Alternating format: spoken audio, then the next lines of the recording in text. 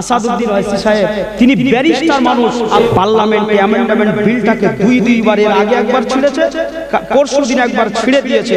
ছেড়ার পরেও যখন রাত 2টোর পরে এই পাকা বিল যখন পাস হয়ে গেছে, তিনি মাথায় হাত চাবড়াচ্ছেন, কপালে হাত চাবড়াচ্ছেন আর বলছেন এত কষ্ট করার পরেও, এত চেষ্টা করার পরে বাঁচাতে পারলাম না। ঝরঝর ঝরঝর ঝরঝর করে কাঁদছে। কত বড় ব্যক্তিত্ব তিনি জানেন। তার একটা পশমের যোগ্য নয় পশ্চিমবাংলায় মানুষ যারা বসবাস করে। আসাদউদ্দিন ওয়াইসি নামে ইউনিভার্সিটি আছে, অক্সফোর্ড ইউনিভার্সিটি, জানেন? অক্সফোর্ড ইউনিভার্সিটি আছে, এত বড় জ্ঞানী। আসাদ ওয়াইসি নামে শহর আছে, তারা এত বড় জ্ঞানী মানুষ। আজকে তিনি আফসোস করছে। সেই জন্য আমি আপনাদের কাছে বলছি, আপনারা বোঝার চেষ্টা করবেন। আমাদের প্রতিনিধিত্ব যেই দেখ না কেন, আমাদের একটাই কথা থাকবে, আমাদের অধিকারটাকে আমাদের বুঝিয়ে দিতে হবে। যেই থাক না কেন আমরা তার সলিমদ্দি কলিমদ্দি, যেই জয়নাল জয়দেব, যেই থাক না কেন কোনো সমস্যা নেই, কিন্তু আমাদের উপরে যখন আঘাত আসবে আমরা কাউকে ছাড়বো। অকাব ব্যাপারটা নিয়ে আপনারা হয়তো অতটা গুরুত্ব দিচ্ছেন না, কিন্তু এটা কি কঠিন বিষয় জানেন না।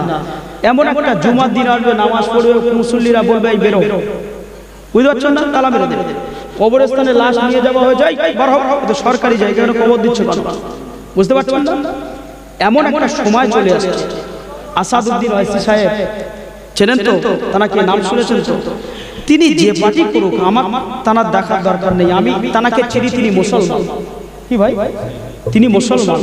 তিনি পার্লামেন্টে, হাইকোর্ট, সুপ্রিম কোর্টে এত পরিমাণে লড়েছে, তানার মতো তিনি একজন ব্যারিস্টার মানুষ। তিনি ব্যারিস্টার মানুষ। আল্লাহ পাক তানাকে 18টা ভাষা ভাষীর মানুষ করেছে। জোরে বলুন, কটা ভাষা? আমরা বাংলা ভাষী মানুষ, বাংলায় আমি কথা বলবো, সাধু ভাষায় আপনারা বুঝতেই পারবেন না। আর তিনি 18টা ভাষায় এমএ করেছে, 18টা ভাষায় পিএইচডি করেছে। কত জ্ঞানী মানুষ।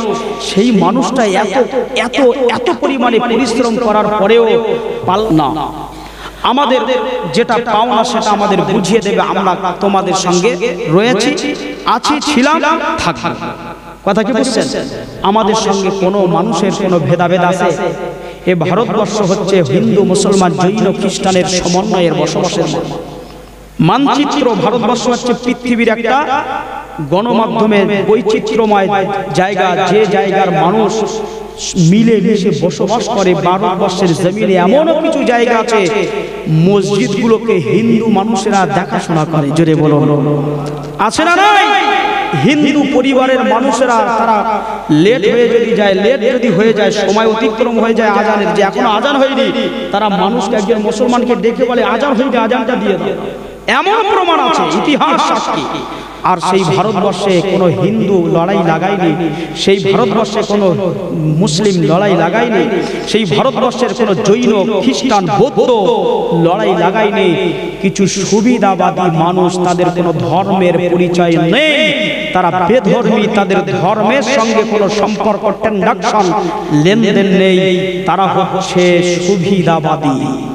তারা এই ভারতবর্ষের গণতান্ত্রিক প্রক্রিয়াকে তারা নন্ডভণ্ড করেছে, ছিন্ন ভিন্ন করেছে।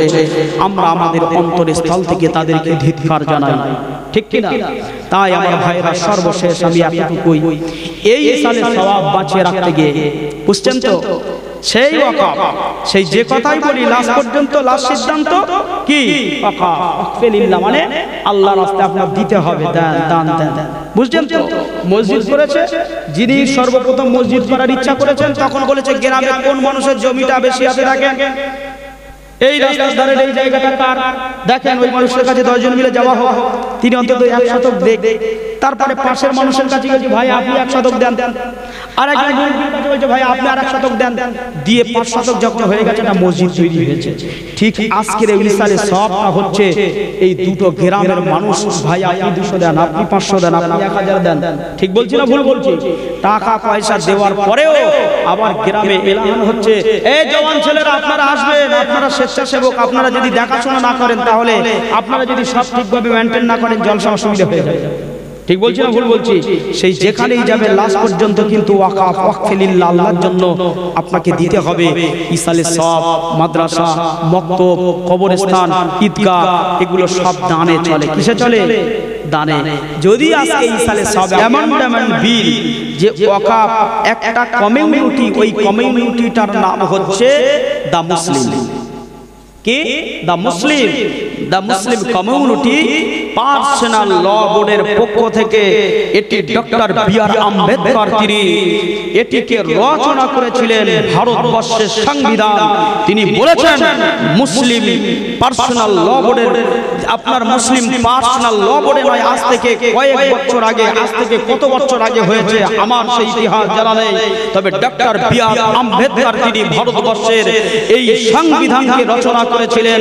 সংবিধানের মধ্যে লেখা আছে যে মুসলিম ওয়াকফ সম্পদ, মসজিদ, মাদ্রাসা, মক্তব, আপনার ঈদগাহ, ময়দান, কবরস্থান এটা হস্তক্ষেপ করার মতো পৃথিবীর কারো কোনো মানুষের অধিকার নেই। এটা তার ব্যক্তিগত কমিউনিটির সম্পদ, তারা নিজেরা দেখভাল করবে। ঠিক বলছি না ভুল বলছি?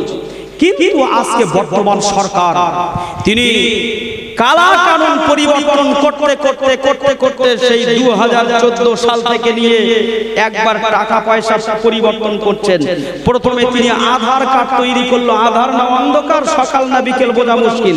এবারে আধার কার্ডটা করে নিল, নিয়ে ওতে একটা 12 কোটের সংখ্যা, একটা আপনার কিনা সংখ্যা বসিয়ে দিল। দেওয়ার পর থেকে মানুষ, যারা বড় বড় ব্যবসাদার মানুষ, তারা কঠিন পরিস্থিতির মধ্যে পড়ে গেল না গেল। তিনি বলছিলেন যে আমি আসল মূলত বিষয়টা হচ্ছে আমি কালো টাকা ধরার জন্য চেষ্টা করছিলাম। আসলে কালো টাকা তো যা ছিল সব ওনাদের কাছেই ছিল। ওনাদের মধ্যে যারা ছিল সব কালো টাকাগুলো নিয়ে কোথায় গেল? বাইরের কাছে চলে গেল, ব্যাস হয়ে গেল। এরপরে তিনি কি করলেন? টাকা চেঞ্জ করলেন, আধার কার্ড তৈরি করলেন। এরপরে তিনি জিএসটি 18% করে কাপড়ের উপরে জিএসটি চাপিয়ে দিলেন, ঔষধের উপরে জিএসটি চাপিয়ে দিলেন। আপনি কি জানেন ভারতবর্ষের ভৌগোলিক প্রেক্ষাপট? আপনি কি জানেন ভারতবর্ষের ভৌগোলিক অবস্থান? এই কলকাতার জমিনে যে সমস্ত বড় বড় হসপিটাল আছে, আপনি বাইরের কথা আমি বাদ দিলাম, শুধু পশ্চিম বাংলার জমিনে এই সমস্ত হসপিটালে আপনি এখনই যাবেন, এক একটা হসপিটালে, এক একটা চিকিৎসালয়ে হাজার হাজার মানুষ তারা রাজপথে শুয়ে শুয়ে মশার কামড়ে তাদের রক্তকে বেরিয়ে দিচ্ছে, তারা একটু স্বস্তি পাওয়ার জন্য। কেউ তার ছেলে, কেউ তার মেয়ে, কেউ তার বেটি, কেউ তার নাতি, কেউ তার পোতা, কেউ তার দাদু, কেউ তার বাবা, কেউ তার মা, কেউ তার স্ত্রী, কেউ তার স্বামী, কাউকে না কাউকে, কেউ তার ভাই, কেউ তার ভাতিজা, তাকে সেবা করার জন্য, তার সেবা শুশ্রূষা পাওয়ার জন্য, তার সুস্থতা কামনার জন্য মশার কামড়ে শুয়ে আছে। ঠিক বলছি না ভুল বলছি? তাদের দরকার কিসের? তাদের প্রয়োজন পানীয় জল, তাদের প্রয়োজন ঔষধের, আছে না নাই? সেই ঔষধের উপরে এত পরিমাণে জিএসটি চাপিয়ে দিয়েছে, এত পরিমাণে দাম বাড়িয়ে দিয়েছে যে আজকে ভারতবর্ষের মানুষ দেখবেন একটা এলাকায় যদি 100 মানুষ থাকে, 100 মানুষের মধ্যে 70 জন মানুষ মিনিমাম হয়ে গেছে, মিনিমাম, ম্যাক্সিমাম তো আমার মনে হয় 90 এর কাছাকাছি সুগারের মধ্যে পড়ে গেছে। ঠিক বলছি? এই ঔষধগুলো আগে ফ্রি বন্টন করা হতো গভর্নমেন্টের পক্ষ থেকে, সেগুলো কি করা হলো? তার উপরে সিল লাগিয়ে দিল, আর ফ্রি হবে না। কারণ মিয়া সাহেব, লাট সাহেব তিনি বাইরের রাষ্ট্রে বেড়াতে বেড়াতে এই কয়েক বছরের মধ্যে, 10 বছরের মধ্যে কয়েক শত কোটি টাকা তিনি তসরুফ করে দিয়েছেন। টাকাটা কি উড়ে আসবে? টাকাটা কি উড়ে আসবে? যেগুলো জনগণের জন্য, জনগণের স্বার্থে ছিল, সেগুলোকে বন্ধ করে দিয়ে তিনি তার উপরে জিএসটি চালিয়ে দিয়ে, যেটা 2 টাকা দাম ছিল একটা ক্যালপল ট্যাবলেট, জ্বরের ট্যাবলেট, দাম ছিল 1 টাকা 60 পয়সা 70 পয়সা, এখন মিনিমাম দাম 3 টাকা 4 টাকা 5 টাকা। ঠিক বলছি না ভুল বলছি? একটা ওমেসডি দাম ছিল 7 টাকা 8 টাকা 9 টাকা, সেটা হয়ে গেছে 15 টাকা। ঠিক বলছি না ভুল বলছি? একটা প্যানফর্টি ট্যাবলেট, যেটা এখন সাধারণত আমরা কীটনাশক ব্যবহার করে বিভিন্ন রকমের শাকসবজি তৈরি করি, আমরা যেটা খাই পুরোপুরি বিষ বললে ভুল হবে। ঠিক বলছি না ভুল বলছি? ম্যাক্সিমাম মানুষ বাড়িতে 95% মানুষ গ্যাসের রোগী, গ্যাস্ট্রিকের রোগী আছে। আজকে একটা প্যানফর্টি ট্যাবলেটের দাম 10 থেকে 12 টাকা। 4 থেকে 5 টাকা ছিল, 3 থেকে 2 টাকা ছিল। ঠিক বলছি না ভুল বলছি? সুতরাং কিভাবে এদিকে হাতে মারছে, ওদিকে পাতে মারছে, মারতে মারতে মারতে মারতে যখন সব চিতায় উঠে গিয়েছে, আর কোনো উপায় নেই, দড়ি কম্বল সম্বল যা ছিল সব শেষ। এবারে কি করছে, আর কোনো তো কিছু বাকি নেই। এবারে দেখছে যে বিরাট আকারে 29 লক্ষের উপরে 30 লক্ষ আপনার একর জমি আছে মুসলিমদের ওয়াকফ সম্পদ। এই সম্পদটাকে যদি হস্তক্ষেপ করে নিতে পারি, এখন 2-10 বছর আবার 20-50টা দেশে ঘোরা যাবে। একটা প্লেনে 70 জন নিয়ে নয়, 70টা প্লেনে 70 জন করে ঘোরা যাবে। কারণ মুসলিমদের যে সম্পদটা রয়েছে এটা নিয়ে এখন বেশ কিছুদিন মজা চলবে। তাই সে ভদ্রভাবে চিটিংবাজি করে মুসলিম সমাজকে সে কি করলো, মুসলিম সমাজকে সে আপনার কিনা জ্বালিয়ে পুড়িয়ে সরকার করে দেওয়ার জন্য তাদের অন্তরের ভিতরে আগুন ঢেলে দিল, তাদের অন্তরের ভিতরে বোমা ঢেলে দিল, দিয়ে সেখানে গোলা বারুদ দিয়ে সেখানে ফায়ার করে দিল, আগুন জ্বালিয়ে দিল। হে ভারতবর্ষের মুসলমান, 40-50 কোটি মুসলমান, তোমরা দাও দাও করে চলতে থাকো, আর আমি ঠান্ডা ঘরে বসে বসে মস্তি করতে থাকি।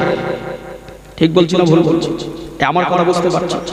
মুসলমান ঘরে ছেলে মেয়েরা, পাড়া তরুণেরা, সব কিছুর মূল অন্য কিছু নয়, সব কিছুর মূলটা হলো আল্লাহ পাক কোরআনুল হাকিমের মধ্যে বললেন, ওয়ালা তাহিনু ওয়ালা তাহজানু আনতুমুল আলাউলা ইন কুনতুম মুমিনিন। হে দুনিয়ার বান্দা বান্দীরা, হে আমার নবীর আশিক উম্মতীরা, আমি আল্লাহ তোমরা আমার হয়ে যাও, আমি আল্লাহ পাক তোমরা আমি আল্লাহ আমার হয়ে যাও, আমি আল্লাহ দুনিয়ার জমিনে আমার যারা হয়ে যাবে, আমি আল্লাহ পাক তাদের সমস্ত কিছুর দায় দায়িত্ব দায়ভার আমি আল্লাহ পাক নিয়ে নেব। কিন্তু দুনিয়ার জমিনে আজকে মুসলমান আমরা কেউ না কেউ কারোর কাছে বিক্রয় হয়ে রয়েছি। ঠিক বললাম না ভুল বললাম? এই বিক্রি আল্লাহ আল্লাহ রাসূলের কাছে ছাড়া হওয়া যাবে না। কারণটা হলো তৈরি করেছেন আমার আল্লাহ আপনাকে, আপনার চোখটাকে বানিয়েছে আল্লাহ, এই হাতটাকে বানিয়েছে আল্লাহ, এই পাটাকে বানিয়েছে আল্লাহ, এই মস্তিষ্ককে বানিয়েছে আল্লাহ, এই দেহটাকে সুন্দর গঠন দিয়েছেন আমার আল্লাহ। সব যখন আল্লাহ পাকে দিয়েছে, সব যখন আমার আল্লাহ আমাকে আপনাকে দিয়েছে, তখন মুসলমানের প্রয়োজন ছিল সব কিছু ওই মনি বাংলা পাকের জন্য বিলিয়ে দেওয়া। ঠিক বললাম না ভুল বললাম? কিন্তু আমরা কি করেছি, আল্লাহ পাকের যতটা না ভয় করি, আল্লাহর হুকুমকে যতটা না ভয় করি, পৃথিবীর মানুষকে তার চেয়ে বেশি ভয় করি। আল্লাহ কোরআনুল কারীমের মধ্যে কতবার নামাজের কথা বলেছে বলেন তো দেখি? কতবার? আচ্ছা, জলসা দেওয়ার প্রয়োজন আছে? এই জলসা দেওয়ার প্রয়োজন আছে? আমার বাবাজি বলছে 82 বার কোরআনে নামাজের কথা বলেছে। কই এই 82 বার যে কোরআনে আল্লাহ যিনি এই হাত তৈরি করেছে, পা তৈরি করেছে, কান তৈরি করেছে, নাক তৈরি করেছে, এই জবান তৈরি করেছে, যিনি বাঁচিয়ে রেখেছে, যিনি সুস্থ রেখেছে, সেই আল্লাহ 82 বার নামাজের কথা বলেছে। কজনা নামাজ পড়ে? এখানে যদি হাত তুলতে বলি দেখা যাচ্ছে শতকরা 5 জনও হাত তুলবে না। অথচ যদি আজকের সরকার একটা বিধান ঘোষণা করা দেয়, আগামী কালকের আধার কার্ড আপডেট করতে হবে, এই করবে না করবে না? আগামী কালকের নতুন করে রেশন কার্ড যা রয়েছে সব বাতিল হয়ে যাবে, নতুন করে করতে হবে। এই হুবড়ি খেয়ে করবে। ঠিক বলছে না ভুল বলছে? তাহলে দুনিয়ায় প্রধান আপনি কাকে দিচ্ছেন? আল্লাহকে দিচ্ছেন না দুনিয়ার মানুষকে দিচ্ছেন? আপনি তো ডাল মে কুছ কালা হয়, আপনার চাল চলন ওঠা বসা খাওয়া দাওয়া ইলাক পোশাক লেবাস পোশাক সব কিছুর মধ্যে ভেজাল।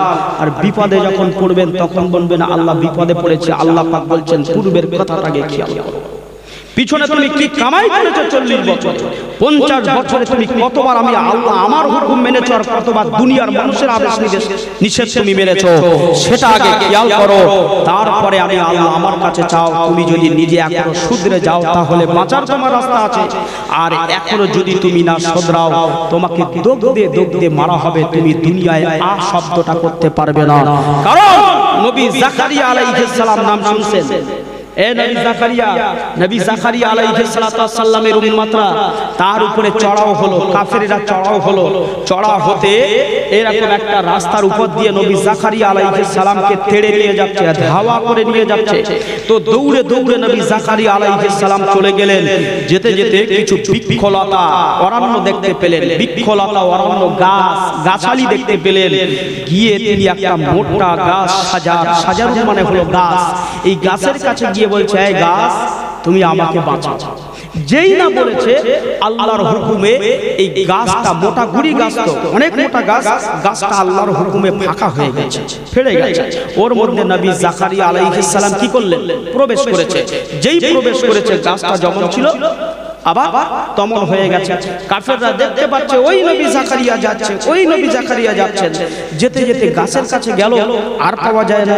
তাহলে এই গাছের মধ্যেই রয়েছে, এই গাছের মধ্যে ঢুকে পড়েছে। যেহেতু নবী মানুষ, গাছের কাছে সাহায্য চেয়েছে, গাছের মধ্যে প্রবেশ করেছে।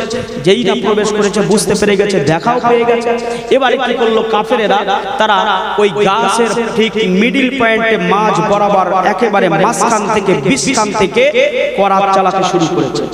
করাত চালিয়ে পুরো গোড়া পর্যন্ত দুটো টুকরো করে দেবে। মাথায় এসে সবে জাকারিয়া নবী, করাতটা মাথার উপর দিয়ে চলছে।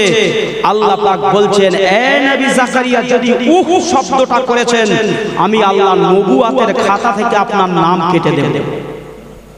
এই কথা কি বুঝছেন? কেন, কিসের জন্য? তিনি তো বলতে পারতেন, আল্লাহ আপনি আমাকে বাঁচান। তিনি কার কাছে সাহায্য চেয়েছিলেন? গাছের কাছে। গাছ কি বাঁচাতে পারে? গাছ বাঁচাতে পারে, মাটি বাঁচাতে পারবে, পাথর বাঁচাতে পারবে, পৃথিবীর কেউ বাঁচাতে পারবে। আপনার যখন যন্ত্রণা শুরু হয়ে যাবে, পৃথিবীর নাম্বার 1 মেডিকেলে যাবে, আপনাকে বাঁচানো সম্ভব হবে না। পৃথিবীর কাছে পিঞ্জরার মধ্যে থাকবেন, আপনাকে বাঁচানো সম্ভব হবে না। আল্লাহ যদি বাঁচিয়ে রাখেন, ক্যান্সার হওয়ার পরেও 40 বছর 50 বছর আপনি বেঁচে থাকতে পারবেন। ঠিক বলছি না ভুল বলছি? আল্লাহ যদি না বাঁচায়, সুস্থভাবে মানুষ বাড়িতে গেল আর বলল এসির পরে কেমন একটা করছিল, হার্ট অ্যাটাক হয়ে মারা গেছে। ঠিক বলছি না ভুল বলছি?